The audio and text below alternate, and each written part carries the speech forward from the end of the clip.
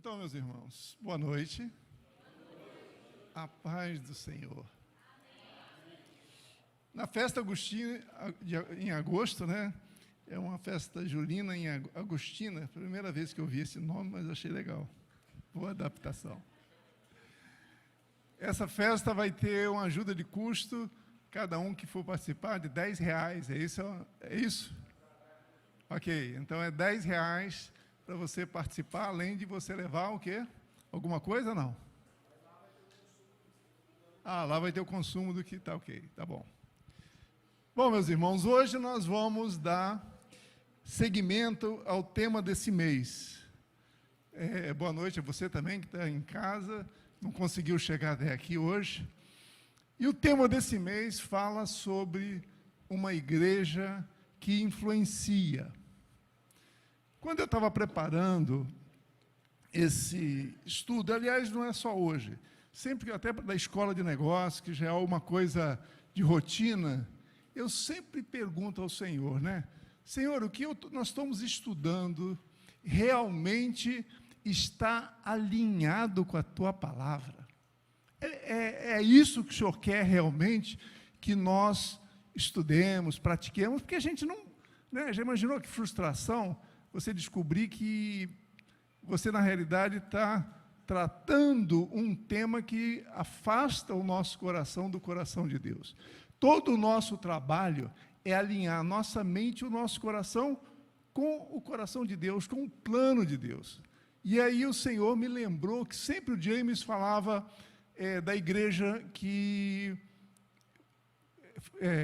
enviou os missionários para Guatemala. E o nome dessa igreja era Gospel Outreach. E eu ouvia isso, eu nunca... Eu só falava, Gospel Outreach... E hoje, talvez influenciado pelo que nós estudamos ontem na Escola de Negócio, na aula do 2º ano, que é muito importante quando nós herdamos uma organização ou passamos a administrar uma organização, que a gente sempre leve em consideração o DNA do fundador. Claro que se o DNA do fundador era totalmente fora dos propósitos do plano de Deus, você entra para mudar toda a direção dessa organização. Mas, quando eu estava preparando essa palavra, né, meditando sobre esse tema, eu falei, Senhor, esse tema está, por acaso, alinhado com o DNA dos fundadores? E olha que interessante, né? Eu pesquisando o que significa essa palavra, o nome dessa igreja, que foi a fundadora, na realidade, da Igreja dos Ministérios Verbo, porque foi ela que enviou e deu assim, suporte durante muitos anos. James e esse pessoal era todo garotão, né? Uma vez eu estava comentando, fulano é muito jovem, ele falou, Sérgio, eu era muito mais jovem, tinha muito menos conhecimento do que esse jovem que você está preocupado em assumir uma determinada posição. E assim, então eu fiquei cada vez mais ciente de quanto foi importante essa igreja para os Ministérios Verbo. E Outreach, na realidade, é um ministério que tem a prática de olhar além de si mesmo, ou seja, deixar de olhar só para dentro de nós e olhar ao nosso redor.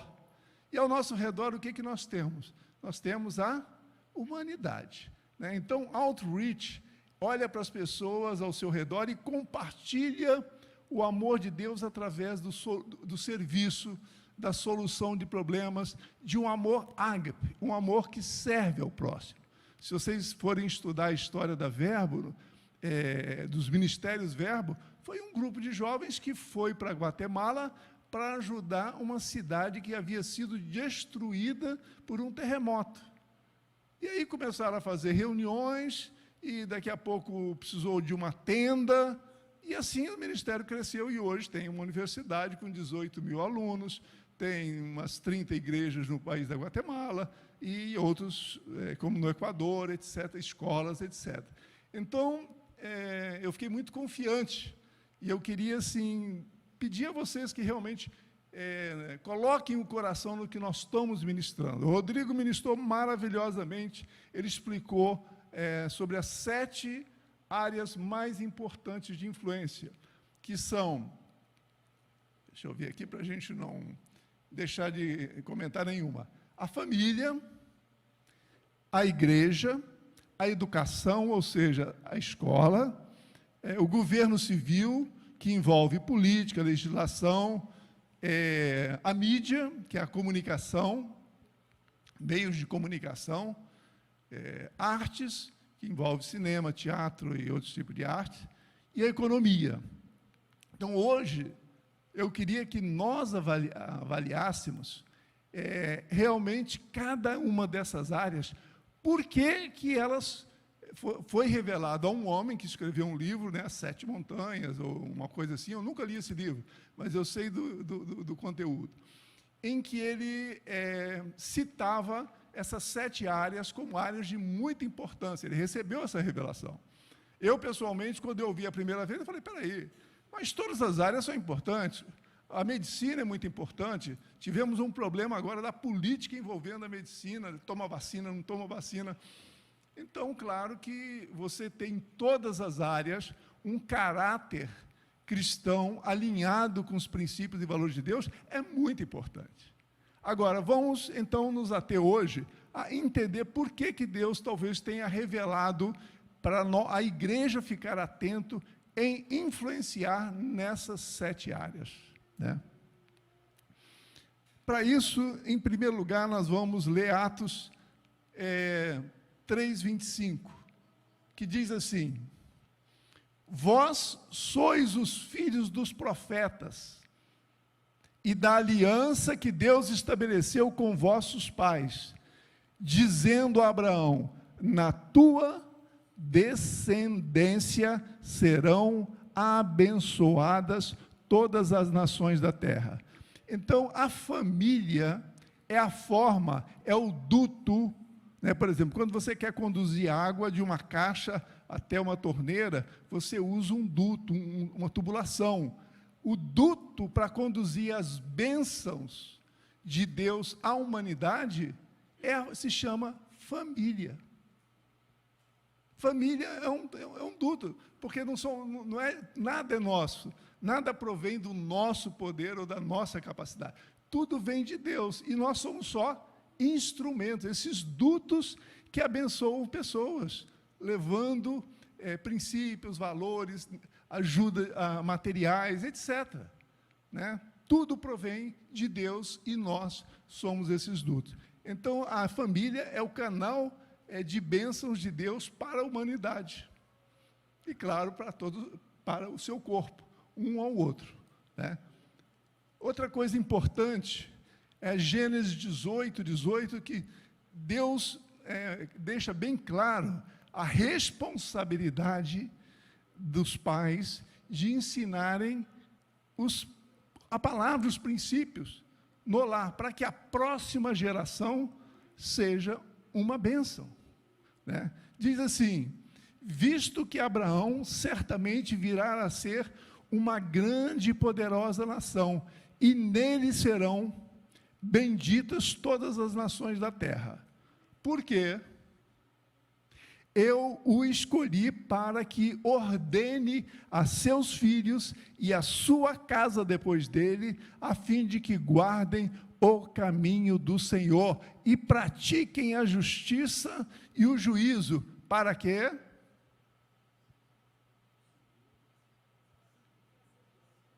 Para quê? Para que o Senhor faça vir sobre Abraão o que tem falado a seu respeito. E o que ele tem falado a seu respeito é que ele seria, na sua descendência, seriam abençoadas todas as famílias da terra. Então, essa palavra tem um pré-requisito, que depende de nós, a sua igreja aqui na terra.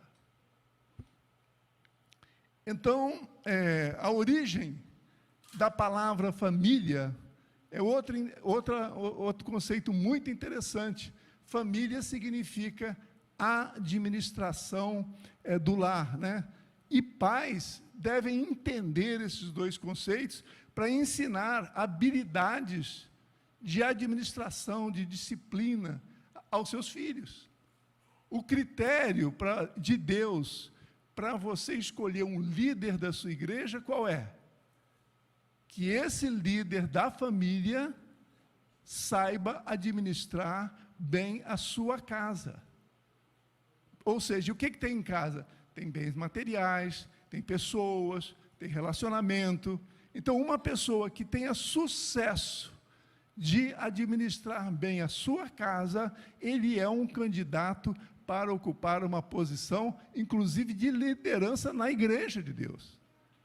Se a igreja é um dos ministérios mais importantes, esse também deveria ser o critério para escolhermos líderes de organizações, de empresas, de negócios e, principalmente, do nosso governo civil.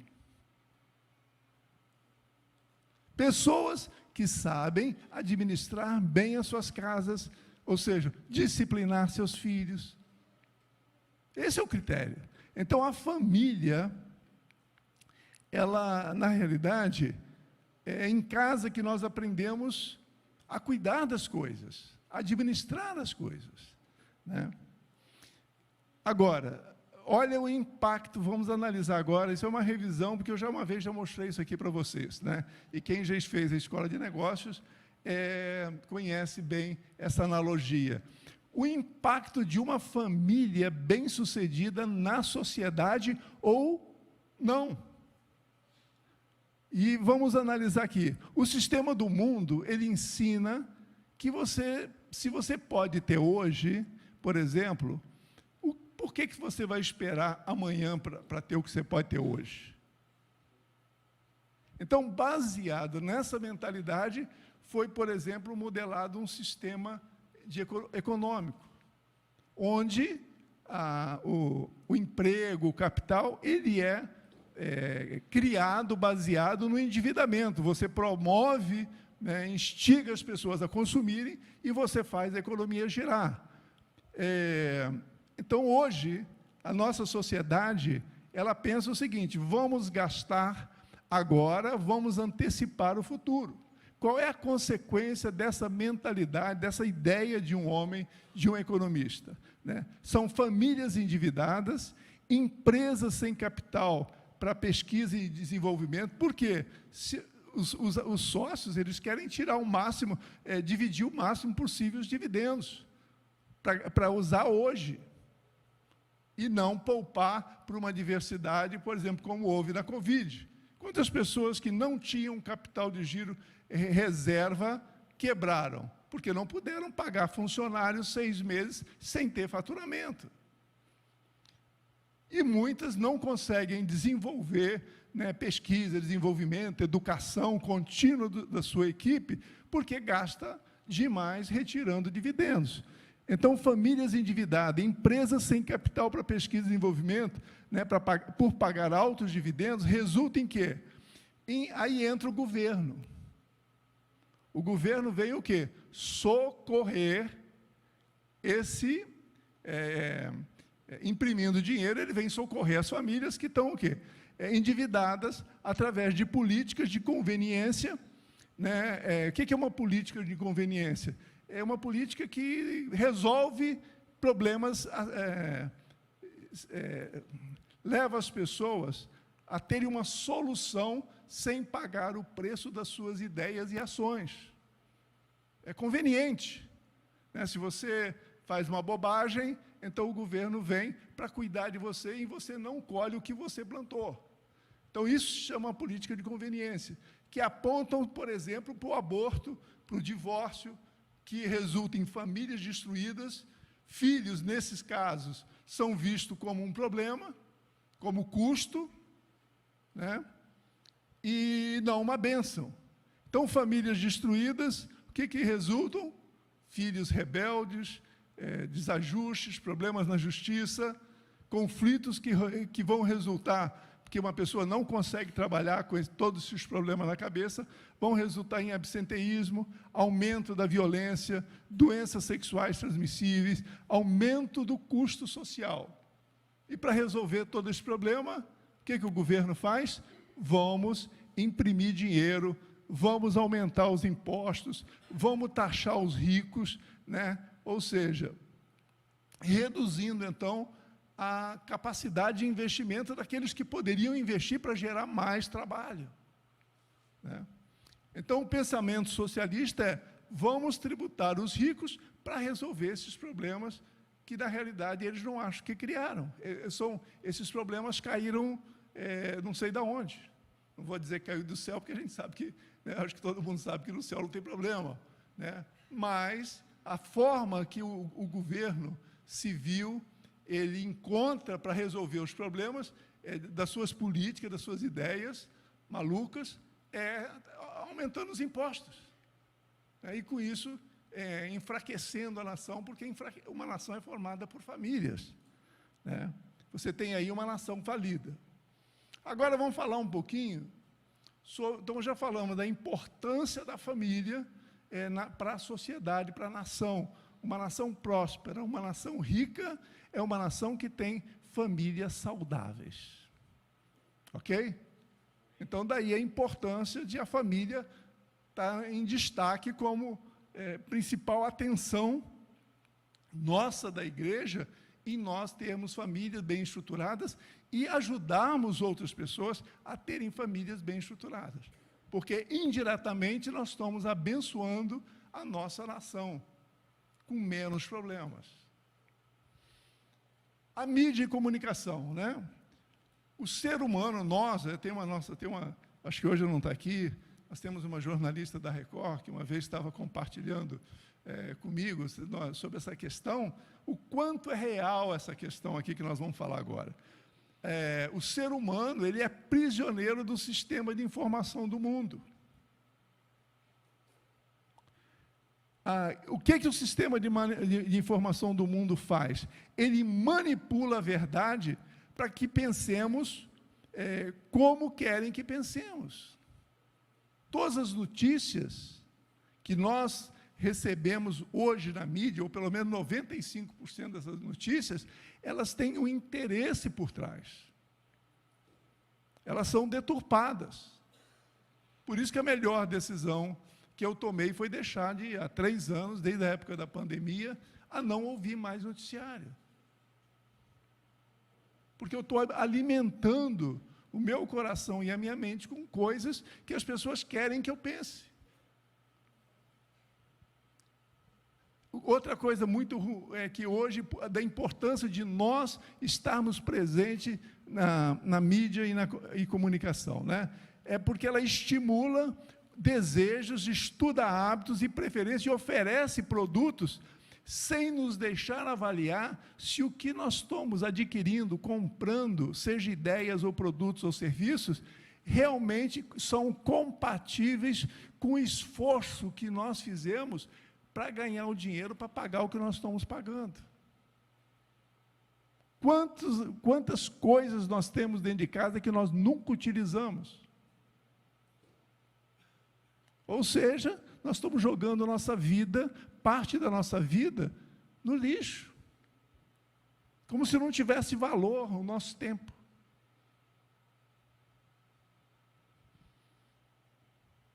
Artes, né? Artes é uma expressão de uma coisa, do ideal, de uma beleza, que pode ser comunicada, seja através das escrituras, seja através da escultura, seja através de uma pintura, de uma música, de um filme, tudo são formas de você, um artista de novela, ele se considera um artista. Mas a novela, não, a novela é uma arte. Ela está comunicando ideias, está comunicando valores.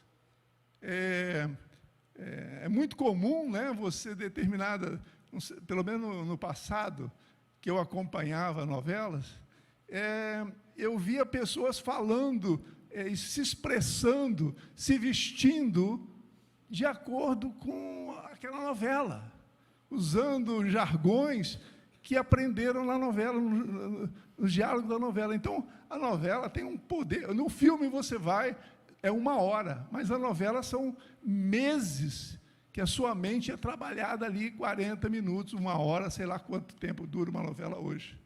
E isso forma, sim, a mentalidade. Eu acho que o Rodrigo publicou um artigo correlacionando, por exemplo, o aumento do divórcio com o conteúdo das novelas da Globo, né? Namoro, sexo entre adolescentes, era muito comum. Você chega em alguns locais para ser atendido, enquanto está esperando, tem uma TV, e essa TV, em 99% dos casos, estão na TV Globo. Eu, em alguns lugares, já falei, mas por que você não pode mudar isso, não? Aí fica aquele clima, não pode, é orientação e tal. Mas, enfim, e aí eu, muitas das vezes, tinha uma novela das 5 horas, que eu via lá, era de jovens, eu não sei se existem mais, né, se existe mais, e ali era claro o quanto aquela, não sei se era novela, o que era, mas era uma coisa de jovens que tinha ali um programa de 5 a 6 por aí. E o quanto ali era ensinado, o quanto é natural adolescente transar, ficar junto, namorar, ter relação. Eu falava, gente, 5 horas da tarde está ensinando isso, né? Aí, então, daqui a pouco você fala alguma coisa contrária, isso é maluco, isso é doido. Então, hoje, o que nós temos, não foi assim, não caiu do céu, foi a arte, né, que trouxe essa mentalidade para dentro das nossas casas cristãs, de cristãos. Desculpa, uma vez, né, logo que eu cheguei na igreja, eu vi alguém ridicularizando porque determinada igreja não podia olhar a televisão. Se tivesse uma televisão ligada, o cara entrava na sua casa e entrava de costas, né? Aí eu falei, pô, que coisa esse pessoal é má. Mas eu acho que eles estavam mais lúcidos do que nós estamos hoje. Porque tanta porcaria realmente que o cara não quer se contaminar. Claro que era um exagero, né? Então, meus irmãos, a educação. A educação é onde nós aprendemos, adquirimos o conhecimento, né, para servir no mercado de trabalho, ou mesmo servir uns aos outros, né? Por exemplo, para cuidar das pessoas, né? E o que a educação tem feito? A educação tem desconstruído o que as famílias cristãs têm construído na vida dos seus filhos. E nós pagamos um salário altíssimo, quer dizer, uma mensalidade, altíssima, para as escolas desconstruírem. E por que as escolas estão desconstruindo? Porque o Ministério da Cultura, né, é que estabelece os currículos, tem pessoas lá que consideram as ideias de gênero e todas essas coisas corretas. E não tem nenhum cristão lá dentro que possa falar, não, peraí, isso aí é um absurdo. Nós não podemos ensinar isso porque isso vai contra o que nós temos que respeitar a cultura de determinadas famílias. Então, se nós não concordamos, pelo menos vamos ser neutros. Mas não tem ninguém lá no Ministério da Educação, ou pelo menos não tinha, e quando entrou agora, já está, acho que no 3º ministro, a coisa não deve ser fácil. Deve ser um ninho de cobra ali, todo mundo tentando te destruir. Por quê? Porque a educação é a coisa mais poderosa, é onde forma a mentalidade das gerações.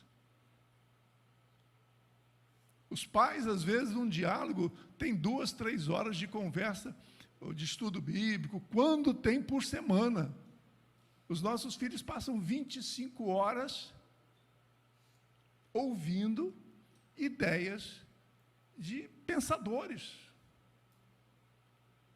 Então, a educação é algo muito sério, muito importante. Por isso que, por exemplo, é uma das áreas, tem a família, né, e tem as artes, e a educação são fundamentais nós entendemos, temos consciência que se algum de nós atuarmos nessas áreas, nós temos que transformar o mal que existe em bem. Paulo, um homem culto, né? Ele declara em 1 Coríntios 12 que a sabedoria do mundo não é nada, é lixo, é estrume. Ele usa a palavra dura, né?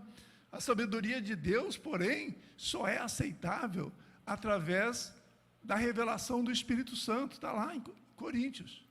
Então, como é que nós podemos imaginar um currículo que esteja alinhado com princípios e valores de Deus, criado, escrito por pessoas que não conhecem os princípios e valores e muito menos têm a revelação? Porque a palavra escrita só sem a revelação, ela é uma palavra morta, ela é destrutiva. Hoje nós vivemos num tempo em que nós precisamos ter a palavra, sim, mas porém revelada, com discernimento, né? Tem várias escrituras que Jesus nos mostra que esse nosso tempo é um tempo muito mais rigoroso. Ele diz, a lei diz, porém eu vos digo. E esse eu vos digo é um critério é um pente muito mais fino. Em Coríntios 2, 10, 3, Paulo relata a batalha na mente dos homens. Depois leia em casa, senão fica muito extenso. Então, ele diz, apesar de termos um corpo carnal, não devemos seguir os ensinos dos homens, ideias de filósofos, né? Então, o porquê temos que nos esforçar? É tão difícil nós entendermos e praticarmos o que nós estamos falando aqui. Eu creio que a maioria de vocês já ouviu essa questão, já pensou sobre isso. Em algum momento, algum líder já falou isso para você. Mas por que na prática isso é tão difícil? Porque qual é o investimento que os cristãos fazem para mudar essas ideias? Zero. Qual é o investimento que o sistema do mundo faz para inculcar as suas ideias? São multibilhões de dólares.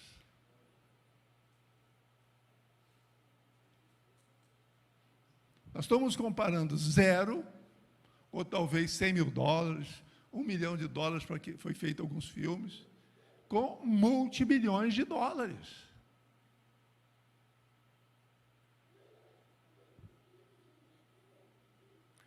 Agora vamos falar um pouquinho do governo civil. Por que é tão importante nós participarmos do governo civil?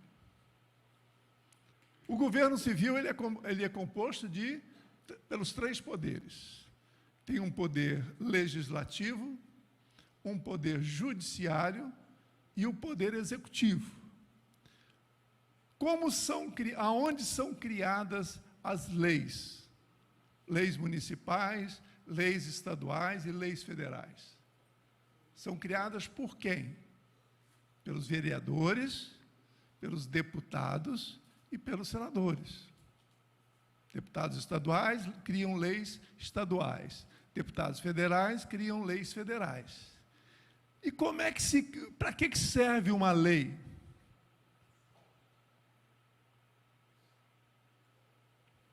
Uma lei serve para definir o que é certo e o que é errado.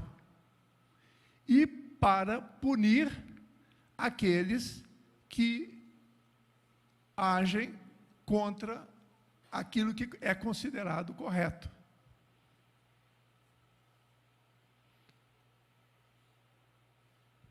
Não é óbvio que pessoas que não conhecem a palavra não vão conseguir redigir leis alinhadas com os princípios e valores do reino de Deus? Não é claro isso? Então, como pode nós ficarmos dentro das nossas igrejas quietos e deixar o legislativo sem a nossa participação? Aí você fala, mas a maioria dos políticos que estão lá fazem muita bobagem. Sim. Por quê? Porque não entendem o que nós estamos falando aqui. Não foram discipulados. Eles eram crentes, esquenta-banco, que foram para a política, e ali chegam lá e copiam o modelo, até porque você confrontar esse modelo é algo muito difícil, o modelo de fazer as coisas. Então, assim, a participação do cristão no legislativo é muito importante. E no judiciário? Outro dia eu vi só um trechinho de um debate do ministro Barroso justificando o seu voto pró-aborto. Ele falou, eu sou um kantiano. Eu penso como o pensador Kant. Então, se ele acredita no que o Kant, que era até um metodista, né, das ideias do Kant, ele, claro, que vai interpretar, porque a lei não prevê todas as questões. Ele vai interpretar a lei, vai julgar, né, de acordo com essas ideias. Entrou um ministro lá no Supremo, cristão. Pô, eu imagino a pressão que esse cara deve estar lá dentro, isolado. E a primeira vez que ele tentou, né, sei lá, fez um voto lá, não sei que motivo, a mídia toda, todo mundo caiu em cima do cara. Então, é difícil, é muito difícil participar do governo civil e influenciar. O nosso presidente atual, para mim, é uma pessoa que, sei lá, eu não quero aqui entrar em polêmica de falar nome, etc., mas, gente, para mim eu não sei como ele suporta, eu não sei como a esposa dele suporta toda a pressão que eu de fora sinto. E eu falo pressão espiritual mesmo. Não é só tititi da mídia, não. Então, meus irmãos, e os executivos, né? São eles que definem as políticas, junto com as câmaras, deputados, estadual, as políticas sociais e econômicas. E aí nós chegamos da importância da economia. Hoje, né, finalmente, essa é a última esfera que nós vamos estar falando. Hoje o mundo vive, né, o jogo direita-esquerda. Nós que apoiamos determinadas políticas, somos considerados de direita. Meu Deus, isso é a pior coisa que quando eu ouço, é alguém achar que eu sou de direita. Eu não sou de direita e nem esquerda. Eu já fui líder estudantil. Eu já fui perseguido, sim. Já fui ameaçado por regime militar. E eu era um jovem. Eu só queria defender os ideais, uma melhor universidade. Mas eu me posicionava nas assembleias. E eu recebia ameaça. Ameaça de colega de turma, que era do DOPS e eu não sabia. Então, eu não sou de direita, não gosto da direita, e nem Deus é da direita. E nem Deus é da esquerda. Na realidade, a esquerda está associada ao socialismo. E o que o socialismo pensa? Suas ideias tentam promover uma justiça social, tentando fazer igual o que Deus fez diferente. E eliminando o quê? A lei, como eu já falei há pouco, do plantar e colher. Independente da bobagem que você faça, você vai colher igual ao outro. Porque você é um incapaz. Nós não somos incapazes, nós somos filhos de Deus. Que precisamos, sim, de ser disciplinados, capacitados, para termos sucesso. E aliado com a palavra de Deus. E o capitalismo? O capitalismo também não é um modelo de governo do reino de Deus. Por quê?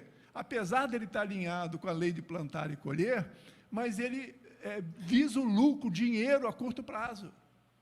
No reino de Deus, nós não podemos, nossos olhos, nosso coração não pode ser movido pelo dinheiro, pelo lucro. A nossa motivação deve ser prestar um serviço de excelência e, como consequência, termos o retorno. Então, o cristão não é de direita e nem é de esquerda. Que cristão não é capitalista e nem socialista. Então, o que tem que ser o cristão? O cristão tem que extrair da palavra de Deus um modelo econômico do reino de Deus, que inclui a lei do plantar e colher, que inclui a misericórdia, mas não o assistencialismo eterno. Então, uma política econômica do reino só pode ser criado por um economista que conhece os princípios e valores do reino de Deus.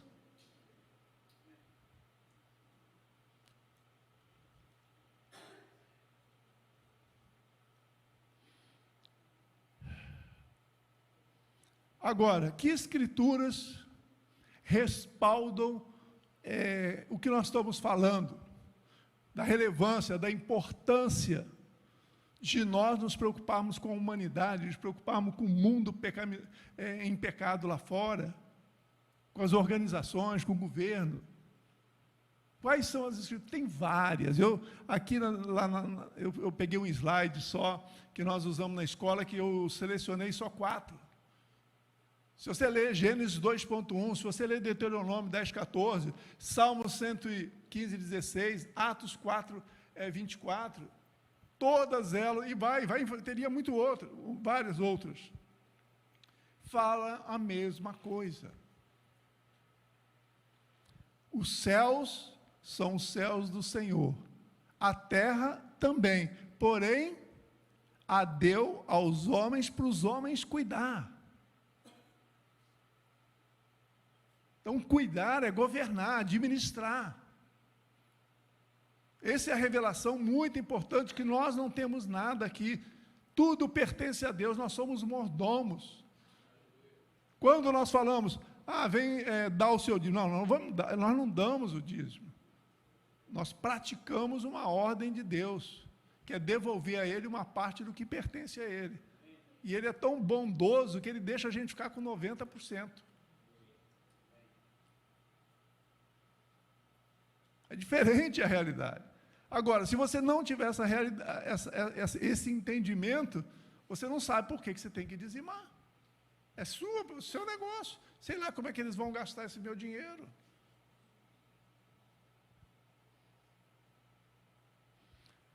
Então, meus irmãos, a igreja, é uma nação de reis e sacerdotes, cujo rei é o Senhor Jesus, e que deve estar apta para governar, influenciar, transformando o mal que existe no bem. E aí o Rodrigo nos falou bastante sobre a eclesia, que era uma assembleia, porque Jesus não tirou essa palavra do nada, ele usou uma palavra que na época era a assembleia que reinava com o rei da cidade na Grécia. E nós somos a igreja, a assembleia que deve reinar com o rei Jesus, de hoje até a eternidade. Só que nós estamos aqui na terra no momento. Quando chegarmos na eternidade, nós receberemos instruções. E claro que a nossa experiência e habilidade e caráter vão ser usados nesse novo tempo. Pelo menos a palavra de Deus deixa isso claro. Apocalipse 5:10, se eu não me engano. Nós somos filhos, já fomos transladados do reino das trevas para o reino da luz, e nesse reino fomos feitos luz. Ele diz que nós ganharemos um novo nome. Esse nome, só quem receber esse nome vai entender por que esse nome, é o que a palavra de Deus fala. Não vai simplesmente dar um nome que não tem, vai ser um nome que tem a ver com o nosso caráter, com os nossos dons, nossas habilidades. Assim como o Adão, quando ele olhou para o macaco, ele falou, poxa, isso aqui parece um macaco. Então ele deu um nome que identificava, talvez, com aquilo que ele imaginou, ou seja, de como era aquele bicho. Assim, Deus nos dará um novo nome. Receberemos uma pedra branca e nela escrito o nosso nome, o novo nome que nós seremos chamados. Então, Deus criou o universo, isso eu vou repetir, para que esteja entrando cada vez mais, né? Deus criou o universo, não está no controle, Ele está no governo e Ele governa através das suas leis, princípios e valores e quer que nós, a sua eclesia, governe com Ele, usando os mesmos princípios e valores que Ele usa no céu. Quando nós falamos, venha o teu reino, seja feita a tua vontade, aqui na terra como é no céu, nós estamos falando, venha o seu modelo de governo, venha a sua cultura, venha os seus valores. Então nós temos que entender bem quando nós oramos isso. Porque possivelmente nós viveremos um dilema ético em muitas das nossas coisas, apesar de estarmos todo domingo na igreja, darmos nosso dízimo, irmos às reuniões, mas tem muito conserto para fazer.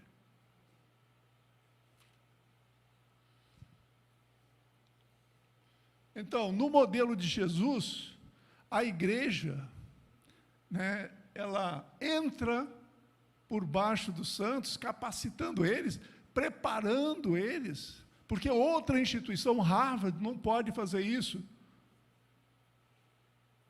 capacitando os santos para atuarem nessas áreas de influência. Vocês entendem a responsabilidade que é da igreja? Ser luz e sal em cada uma dessas áreas de influência.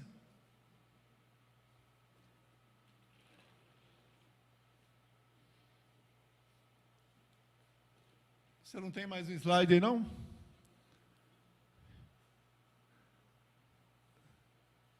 Mais um. Isso. Então, essa é a imagem de uma igreja capacitando os santos para eles atuarem no seu destino, na sua área de influência.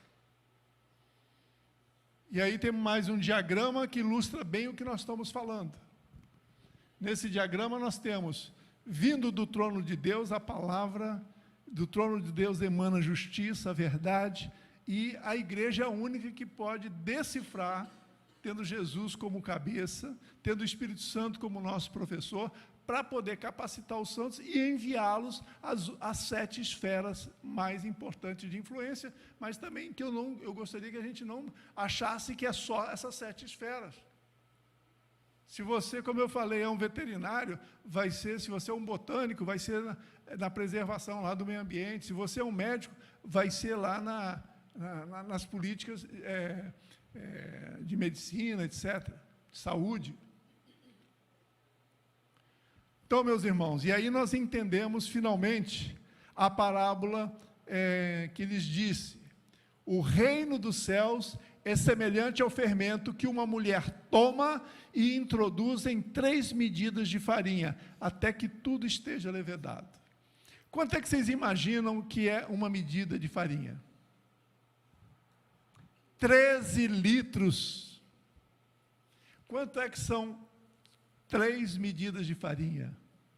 39 litros de farinha. Aí você pega um pedacinho de fermento, né? Lembra que a pergunta que o Rodrigo fez, como é que você come um elefante? De pouquinho a pouquinho, senão você vai ter uma congestão. E essa analogia que Jesus fez nessa parábola. Você pega um pedacinho de fermento, joga ali, e aí ele começa a levedar, e uma parte vai fermentando a outra vizinha, vai interagindo, só que precisa começar. E aí você tem uma grande massa, porque 39 litros vai dar para fazer pão para muita gente. Então, finalmente, né? E aí eu peço ao grupo de louvor que venha assim, nos ajudar, nos levar a uma reflexão, principalmente nesse grande desafio, né? Que o grande desafio nosso está em Romanos 12, 2, que é o último slide. que diz: e não vos conformeis com este mundo, mas transformai-vos pela renovação da vossa mente. Esse é o grande desafio da nossa vida, essa é a grande guerra que nós vivemos. Transformar o que foi inculcado aqui, tirar e colocar a palavra e a revelação do reino de Deus em nossas mentes, para que nós possamos experimentar qual é a boa, perfeita e agradável vontade de Deus. Isso não é uma dor. Pela misericórdia de Deus, sai com uma ordem minha, sai dor. Mas se você não tratar a causa, ela vai voltar.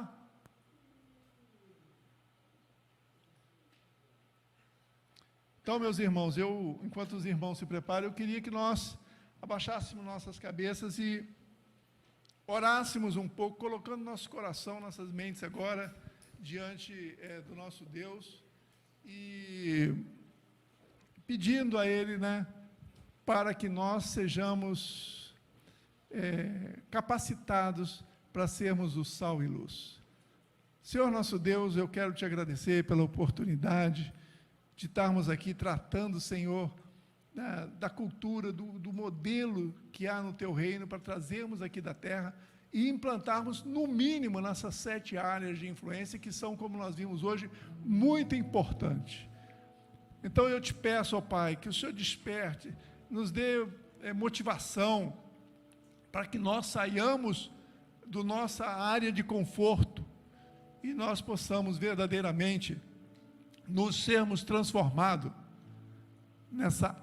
nesse agente de influência, nessa eclesia, que é uma igreja em ação, que é a palavra de Deus em ação. Que nós verdadeiramente, a nossa identidade de filho e a nossa função como reis e sacerdotes se tornem uma realidade, Pai. Ajuda-nos, Senhor, nessa nova conformação da nossa mentalidade. Obrigado, Senhor Jesus, pela tua misericórdia em nossas vidas. Nós colocamos, Senhor, as igrejas do Brasil agora diante de ti, Senhor. Pedimos, Senhor, a renovação, Senhor, da missão, da mentalidade dessas igrejas, Senhor, para que elas possam se alinhar com o teu plano, Senhor, que é transformar o mal em bem nessa terra, Senhor, usando a igreja, a eclesia, Pai. Abençoa, Senhor, nosso presidente, nossas autoridades, Pai. Liberta eles, Pai, de todo mal, Pai amado.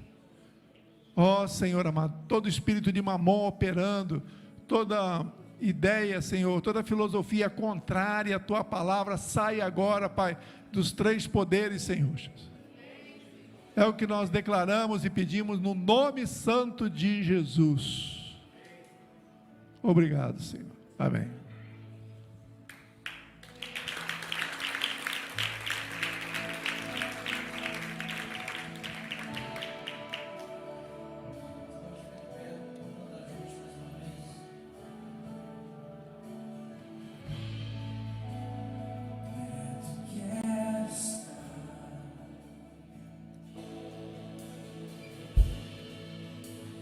Junto aos teus pés,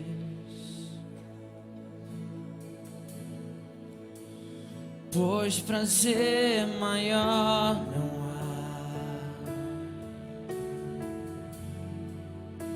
que me render e te adorar.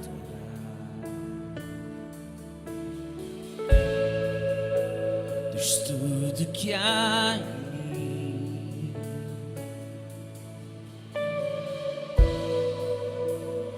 quero te ofertar.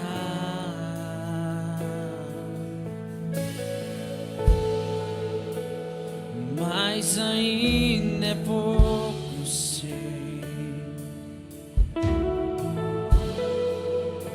se comparado ao que ganhei.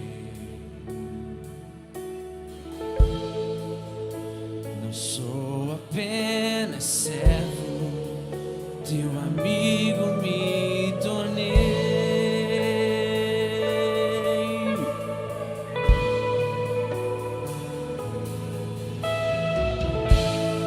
te louvarei.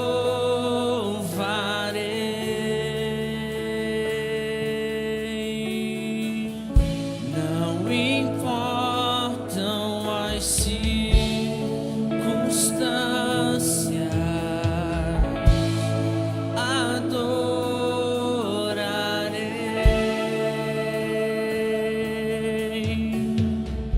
somente a ti, Jesus.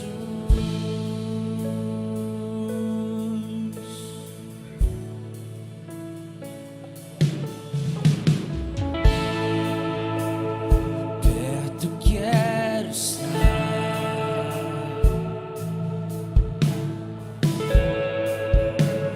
junto aos teus pés,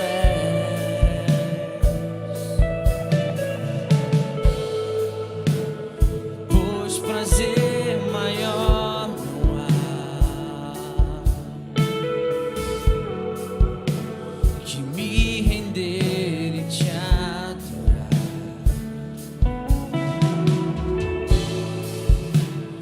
Tudo que há em mim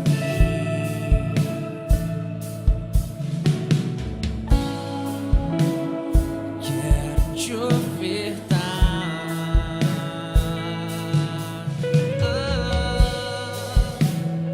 Mas ainda é pouco, sei, se comparado